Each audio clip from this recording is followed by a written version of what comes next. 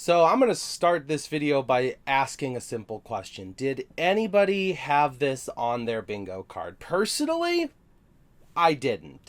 This was not one of my theories, at least not one of my working ideas. I'm sure there are some theory videos out there. I very much try my best to avoid other YouTubers' videos before making mine because I always want my thoughts to be my own before I get everybody else's theories in my head, which is why, unlike usual, I record on Sunday when the official release comes out, so I have the official translation. But I really want to hear what Mr. Morge, what Grand Line Review, what Teching. I want to hear what those guys have to say, as among many others. I listen to a lot of One Piece podcasts. Pretty much 90% of what I listen to is One Piece related. Anyways, but I really want to hear what those guys have to say. So here we are. It's Saturday. I'm recording. This will still go up Monday. My usual One Piece shirts are in the wash, so I grabbed my St. Patrick's Day one, which I only ever bring out for St. Patrick's Day.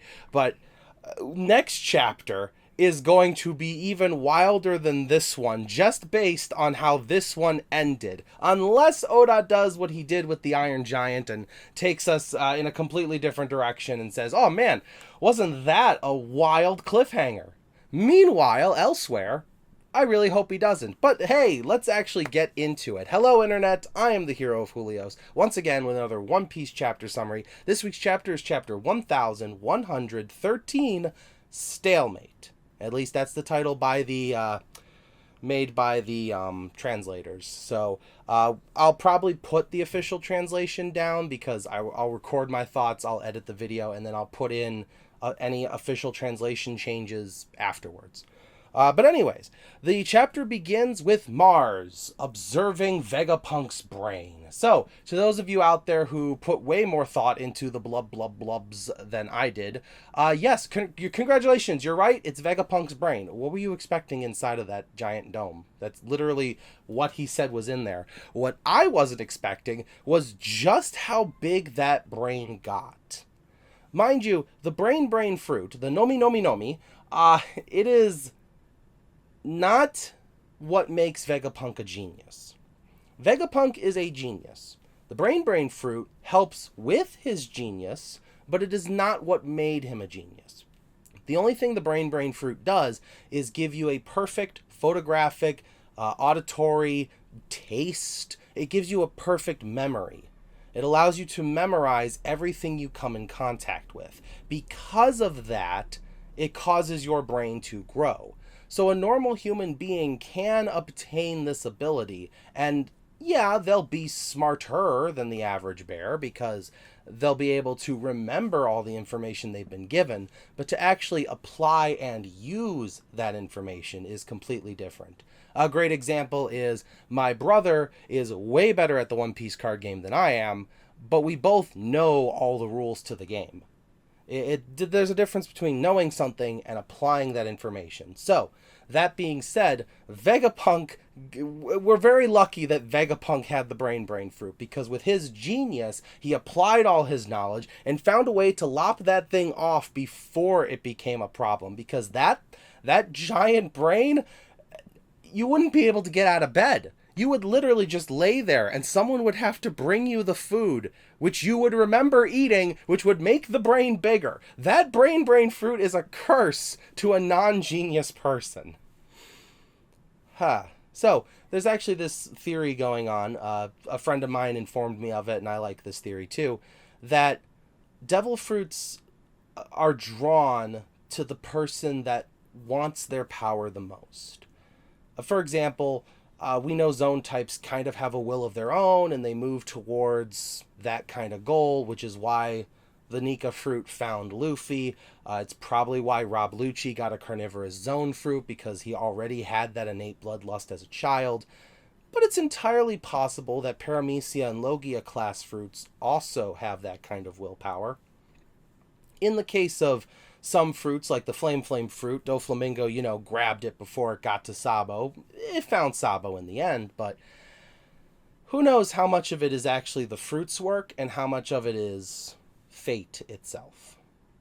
But I am digging way too deep into this. Let's just continue on. Mars is staring at the brain and he goes, wow. That is a really big brain. That is a huge head you got there, Vegapunk. And it really does raise the question, are you actually dead? Because your brain's here, and York is still walking around, and a couple other satellites are still walking around, and your brain's here, so for all I know, your consciousness is right there. The brain doesn't respond. It just, continues to glub, glub, glub inside of its giant jar. But he's like, okay, well, that's enough dilly-dallying, because in the background you hear the transmission, and Shaka goes T-minus 30 seconds till we're live. So, 29, 28, and Mars looks down at the transponder snail. Now, I told my brother, people are evil. There are evil people in One Piece. There's really bad guys. We got Crocodile. We got Buggy. We got Blackbeard. We have Don Quixote Doflamingo, who is arguably one of the most evil characters in One Piece. But do you know what all of these bad guys have in common with the good guys? They feed and treat their transponder snails right. Even Doflamingo has his little transponder snail that he dresses up, gives it a little feather boa, gives it his sunglasses, which, by the way, those are like custom sunglasses. So the fact that he gives a pair to his transponder snail, that can't be cheap. That can't be cheap to do. Even the worst person in One Piece treats transponder snails nicely.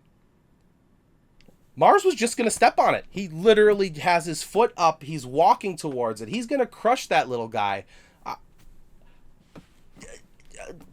I want to think there's some good in everyone, but not anymore. The Gorosei, officially most evil characters in One Piece. They would kill a transponder snail. I mean, we've got Caesar Clown, who did science experiments on innocent children, and even he would not harm transponder snails. Fortunately, as he goes to crush this little snail, the shell breaks, revealing that this is not a transmission snail. This is a regular transponder snail. This is not some special one that's broadcasting the information. This was a decoy. And he sees that, and he listens in horror as the transponder snail just goes, "Hello world, this is me, Vegapunk, and I'm going to start the message." And next thing you know, he is flying out of Egghead. He's just like, crap, no. He's psychically linked to the other Gorosei, and he's just like, guys, we got a problem. Oh, I don't know where it is. I thought I had it, but I don't. And the other ones are running around like, oh God, we got to find it. They're freaking out. And meanwhile, Venus and Saturn, they got their own things going on, but the boar and the worm, they better start looking around. They got to ignore it. The sun god, I know the sun god's right there, and you guys got to stop him because, Nika's going to bring smiles, and he's teaming up with the giants, and that's bad, but you got to stop Vegapunk. So at least those two got to do something. The other two, kind of in a fight right now. We'll get to them in a moment, but we actually cut away, get a little breather. Whew. I'm going to breathe a little too. I'm getting as excited as the Gorosei. We cut to around the world. We see Kaya, she's got a nice glow up going on. She's sitting there with the Usopp pirates, who have disbanded, but they're always the Usopp pirates in my heart. And they're all talking about Vegapunk and how he's a lead in medical science, and they are, I believe they're aware of the situation at Egghead, so they do kind of know Usopp's there, but no one knows that this is a pre-recorded broadcast. Oh wait, no, they do. But whatever the reason, it's weird that she doesn't have a transponder snail. They ask. They say, Miss Kai, shouldn't you have one of all people on the island? You're rich. And that's when Mary goes, do you know how much it costs to feed one of those things? So just like Whoop Slap, East Blue people are on a budget, okay? They're the weakest sea for a reason. They got budget cuts. They can't afford these big fancy transponder snails, even the rich ones like Kaya. So maybe that'll be part of Luffy's wonderful dream that links the world together. Everybody gets a video transponder snail and enough food to feed it. But anyways, we also cut to Crocus with Laboon. We go to Baltimore, which is Vegapunk's home island, the Birdie Kingdom. And actually, this one surprised me, full of lead. Hachinosu, the pirate hive, the literal pirates' paradise island, where we actually hear some pirates telling other ones, hey, shut up, stop fighting for a second. We want to hear Vegapunk. And one drunk dude, he's just like, no, you upset me, which means we got to fight right now. So put up your dukes. And I don't want to listen to some old guy. And even pirates want to hear what Vegapunk has next to say, and that's pretty important. So, just as he goes to crush it, Mars found it was fake, and he's freaking out, but the other elders, like I said earlier, have things to deal with, like Venus, who is staring down at Jewelry Bonnie, and he's got his sword, and he says, "Jewelry Bonnie, you are about to be punished. We cannot allow you to have such military power as the pacifistas. Prepare yourself for death at the hands of me, Venus Juro, the man with the sword, the only centaur of legitimate quality. Not like those guys that Law made." So, he's getting ready to kill Bonnie. As Frankie of all people, I said this last chapter, you one-shot a Vice Admiral, so I'm not trying to diminish Frankie fans out there. But Frankie's alone here. Bonnie's a pretty good fighter, but it's just Frankie. And Venus gets ready. Frankie says, "Get behind me, Bonnie." And that's when Frankie hears, "Move." And Frankie looks, and Bonnie looks, and here comes Sanji, Mach 12. He hands the Stella off to Atlas, and just uppercut kicks Venus. And he says, "If anyone is going to save a damsel in distress today, it's gonna be me." So as Sanji kicks him, he's, reeling back, and he takes on his horse form, like his full, whole horsey form, although you still see his arms. He actually chomps down on Sanji, gives him a big bite, a cold stab of the underworld through his teeth. And right as he's about to finish crunching Sanji, Oimo and Kashi show up, because I called it. So Oimo and Kashi, they show up. They get him in like a full Nelson going on.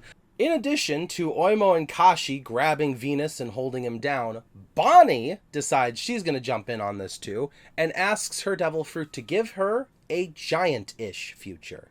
So Giant Bonnie has entered the fight, which means, honestly, now that Bonnie has restored her faith in the sun god Nika, Bonnie's back to being almost as strong as Luffy in terms of like Devil Fruit capability. The only limit is what you think is possible, and a 12-year-old girl who hasn't had her dreams crushed, in fact had her dreams revitalized by seeing Luffy, yeah, a lot is possible, and a 12-year-old firmly believes she can become a giant and fight. So now he's got 3 giants and 2 of the Straw Hat's best fighters to deal with. As this goes on, though, Vegapunk's message continues, and he tells the world, if you're listening to this, I have made sure that this is a kill switch story. This is a recording, a pre-recorded message to go out only in the worst case scenario that I died. To which we cut to people around the world. They're worried about it. We see Caesar Clown with Judge, and he's like, no, that's not fair. You can't just die. We literally are rebuilding Mads just so that we can show off how great we are compared to you. If you die, what am I supposed to do? Outdo your last invention? No, I want to outdo your latest invention. So he's mourning in his own way. Meanwhile, Big News Morgans is just like, I run a newspaper. How can you do this to me? I'm supposed to tell the world you died. Are you trying to kill print media? News sources, newscasters, podcasts, they have killed paper newspapers. Big News Morgans is going to have to start a podcast now. That's the only way. He's going to have to start using transponder snails, and that's going to be a whole new budget section because, paying the birds, that was easy. You pay the bird, you give them some seeds and stuff, you feed your birds, they provide you transportation, they provide you feathers for your quills, they are really good at transporting to the world. Transponder snails, they're not fast. They can't move very fast, which means you can't ride on them. Well, now he has to pay the birds for transportation and pay the transponder snails in food. That's gonna triple his budget now. He's gonna have to lay off some guys. Ted from accounting, he's done. That's it. He's gonna crunch those numbers and then go home to his wife and kids and tell them, there's no budget for me. Way to go, Vegapunk. You're killing jobs. Is that what you wanted your legacy to be, Vegapunk? Poor Big News Morgans. That's not big news at all. That's sad news. But the part that interests me the most about Vegapunk's I'm dead speech is, don't assume that the people who struck me down were evil. That's an interesting thing for him to say, especially considering he must have known, at least to some extent, that it was going to be government officials that killed him. It was going to be bad people that killed him. And while we know Vegapunk doesn't really think about the morality of science, it is interesting for him to not want people to lash out, no matter how villainous the people who did him in. I mean, Saturn's the one that killed him. Unless Kizaru's final blow is what killed him, but even at that, I still think Spider Stomp is what did it, which we'll get to that in a second. But so it's interesting that Vegapunk doesn't want anger directed towards his murderer, which I can see the nobility in it, but I'm very interested to see. Maybe we'll get one last glimpse at Vegapunk as a person, maybe find out why he felt this way, because all that we're left with is Edison, maybe, Lilith, Atlas, maybe, depending on how the Venus fight goes, and then York's evil. So, I mean, unless Edison explains it to us, Lilith is Vegapunk's evil side, and Atlas is his violent side. It's not like the two of them really understood his compassion or moral, thinking. Finally, we cut to Saturn, who he sees the Straw Hat crew in front of him, and he's just like, you know what? I don't got time for this. I got to find that transponder snail. And he starts walking. He's like, move, insects, you are in my way. And that's when Robin recognizes his voice. Because, there were 5 elders on that phone talking to Clover. And Clover he made Robin go away before, he revealed the name of the ancient kingdom. But Robin did hear the beginning of that phone call. And you don't forget a voice you heard on the most tragic day of your life. So Robin's she gives out a little gasp, and that's when, Saturn just kind of, you're Nico Robin. Oh, you're the one that got past, that Sakazuki guy.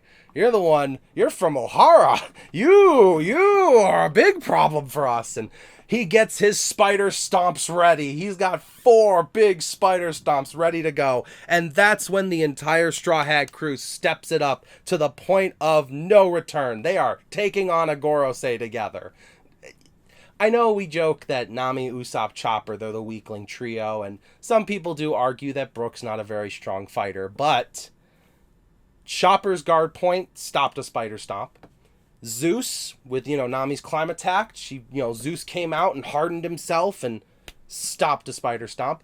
Usopp, the way it looks in the art, it looks like Usopp maybe shot and it caused him to ricochet his foot, like his foot was going this way, and whatever Usopp shot him with, redirected it. Because he destroys the little bed that Robin was laying on. And you actually see Nami, pushing Robin out of the way heroically. And finally, Brook actually cut one of the legs. So that spider stomp didn't even connect. You can see where the leg kind of cut off. So MVP Brook out of that fight so far. He actually did what the giants did to the snake, to the big sandworm.